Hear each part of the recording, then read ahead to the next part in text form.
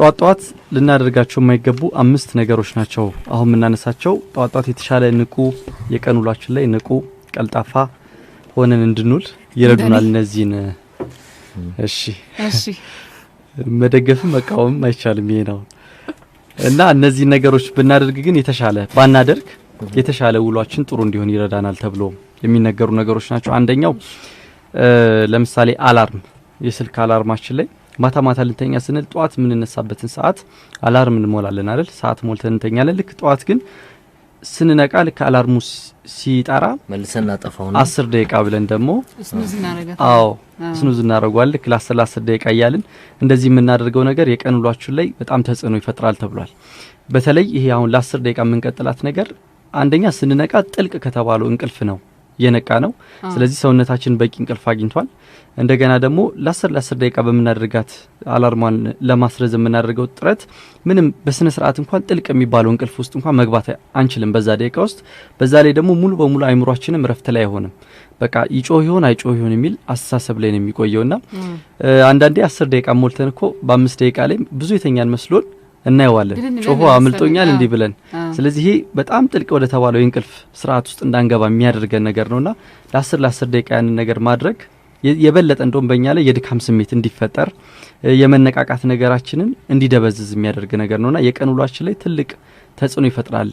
ለ10 ደቂቃ እያደረጉ መቀጠል ጥሩ አይደለም ተብሏል። እንዲሁም እኮ ቀደም አድርገን እንሞላለን አይደለም? 12 ሰዓት መነሳት ካለብን ሩብ ጉዳይ ለ12 አድርገን ከጮኸ በኋላ ከ15 ደቂቃ በኋላ ደግሞ የ10 ደቂቃ ደግሞ ተብሎ ይታያል። እንደዛም አለ። ስለዚህ ይሄኛው የሚመከር ነገር አይደለም ተብሏል። ሌላኛው ደግሞ ጧት ልክ ከተነሳን በኋላ የመጀመሪያ የምንጠጣው ነገር ቡና ሊሆን ይችላል። ቡና መጠጣትም በቃ ጧት ቶሎ ከእንቅልፋችን እንድንነቃ የሚረዳን ነው፣ ንቁ እንድንሆን የሚረዳን ነገር ነው እየተባለ እንድንጠጣ ይደረጋል። ሰውነታችን ግን አንዴ ከእንቅልፍ ከነቃ በኋላ በተፈጥሮ ኮርቲሶል የተባለ ነገር ያመርታል እና ይሄ ኮርቲሶል የተባለው ነገር ጧት ላይ ንቁ እንድንሆን የተሻለ ንቁ ቀልጣፋ እንድንሆን ሊረዳን የሚችል ሆርሞን ነው። እኛ ግን ይሄንን ነገር ሰውነታችን በተፈጥሮ የሚያገኘውን ነገር እየተውን ቡና እንድንጠጣ ያደርጋልና ቡና እንድንነቃቃ የሚረዳን ነገር ነው፣ እንድንነቃ ይረዳናል። ግን በተፈጥሮ ያለውን ይሄ የኮርቲሶል መጠን ግን ይሄ አሁን ቡናን በጠጣን ቁጥር በተፈጥሮ የሚመረተው ይሄ የኮርቲሶል መጠን እየቀነሰ እንዲሄድ ያደርግና ጭራሽ ሰውነታችን ለቡና ጥገኛ ይሆናል። መላመድ ደረጃ ላይ ደርስና በተፈጥሮ ጥሩ ንቁ የመሆን ነገራችን እየቀነሰ እንዲሄድ ያደርጋል። ቡናን መጠጣት ተብሎ የሚመከረው ከነጋ ከተወሰኑ ሰዓታቶች በኋላ ግን ብንጠጣ የተሻለ፣ ምክንያቱም በሰውነታችንም የኮርቲሶል መጠኑ ስለሚቀንስ እንደ አዲስ ንቁ እንድንሆን ደግሞ ይረዳናልና ልክ ጧት እንደተነሳን ቡና መጠጣት የሚመከር ነገር አይደለም ተብሏል። ጧት ላይ ደግሞ ልክ ከእንቅልፋችን ደግሞ ልክ እንደነቃን ወይ ዛው አልጋችን ላይ እንደሆንን ደግሞ ሶሻል ሚዲያዎችን መጠቀም እሱም መቅረት ያለበት ነው ተብሏል። ይሄኛው ከሶሻል ሚዲያ ጋር ተያይዞ የተነሱት ነገሮች አሁን እንደዚህ ፌስቡክ፣ ትዊተር የተባሉት ነገሮች አንዳንዴ ጧት ላይ ልክ ስንነሳ በጣም የተጋነኑ እንደገና ደግሞ ውሸት የበዛባቸው ስሜታችንን ሊነኩ የሚችሉ ከባባድ ዜናዎችን በዜና መልኩ ከሌኮ እንደዚህ ሆነ ወይ ደግሞ ትልቅ ያልተፈጠረ ነገር ሆነ ተብሎ በዛ ደረጃ ላይ ሲነገር እናያለንና በጧት እንደነቃን ይሄንን ነገር የምናይ ከሆነ ሰውነታችን ይሄ የመረበሽ አይነት ስሜት ይሰማዋል፣ ቀናችን ይረብሻል። እና የቀን ውሏችን ላይም ጥሩ አይነት ውሎ እንዳንውል ይረዳናል ተብሏል። ስለዚህ ብዙ ጊዜ ደግሞ ያው ሶሻል ሚዲያዎች ላይ የሚታሙበት ሶሻል ሚዲያ ማንድም የሚታማበት ያው ከውሸት ጋር የተያያዘ ነገር ነው።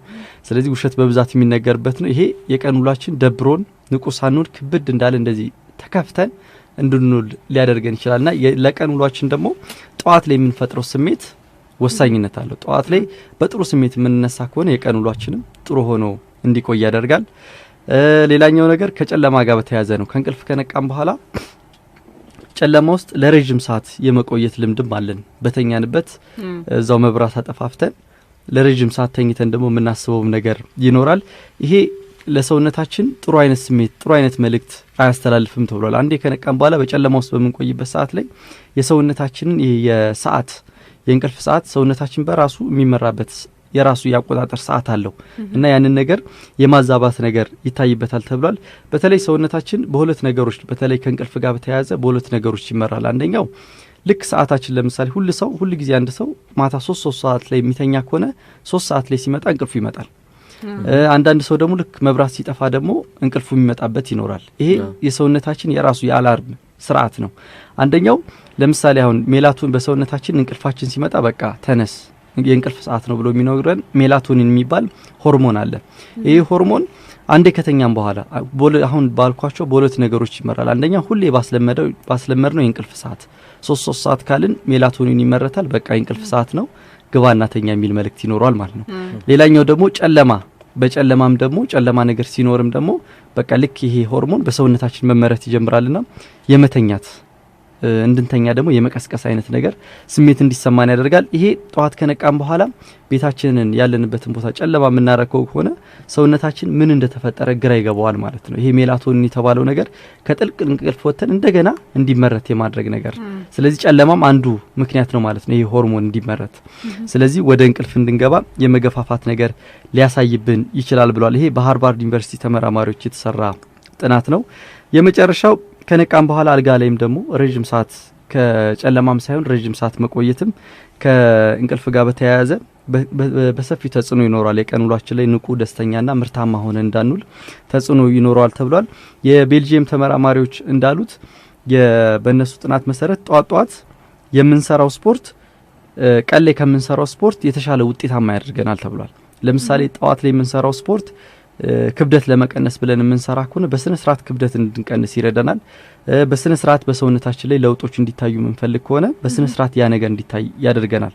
በተቀረው ሰዓት ግን ከጧት ውጪ ግን በሌላው ሰዓት ላይ የምንሰራው ስፖርት ጧት የምንሰራውን አይነት ስፖርት አያደርግልንም ተብሏል። ስለዚህ ጧት ከነቃም በኋላ አልጋ ላይ ረጅም ሰዓት ከመቆየት ይልቅ ተነስቶ ስፖርታዊ የተወሰኑ እንቅስቃሴዎችን ማድረግ ደግሞ የተሻለ ንቁ ሆነ እንድንውል ያደርገናል ማለት ነው። እነዚህ 5 ነገሮች ጠዋት ላይ ረጅም ሰዓት አለመቆየትና ሌሎችንም አያይዘን ጠዋት ማድረግ የሌለብን 5 ነገሮች ናቸው ማለት ነው። እናመሰግናለን።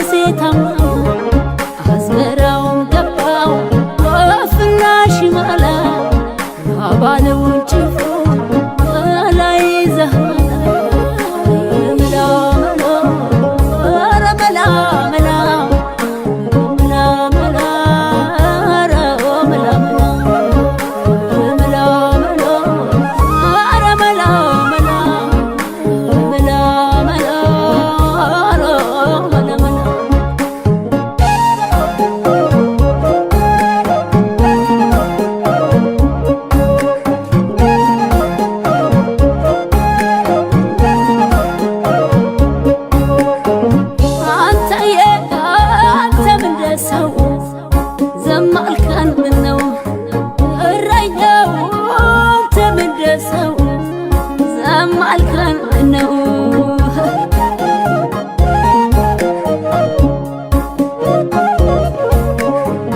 በረቱን አፍርሰው ቅጥሩን እየጣሱ በጉን ሁሉ ነዱ ታሞሌ ያላሱ ከከብቶች መወሰድ ያድሮ መፍረስ ያማል ይሄን ሁሉ ያላንተ ማን ችሎ ይቆማል አንተዬ ፍሬ ለመግለጥ የኔ ዓለም አጣሁልህ አቅም አንተዬ አንተ ፋሲካዬ የኔ ሆድ ካልመጣህ አልስቅም እረኛው እንኳን ዞረህብኝ የኔ ዓለም አይኔን እኮ እረኛው ማንም ይሰርቀኛል የኔ ዓለም ባጥራሽ ልኮ